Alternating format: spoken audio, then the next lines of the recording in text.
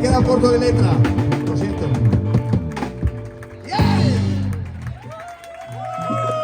Olé. Bueno, como de tradición, cuando entramos en el coche de Vicente para hacer la ruta, intentamos pillar lo que suena y reproducirlo a nuestra manera, como sea, en otro tono, cantando en guachi guachi.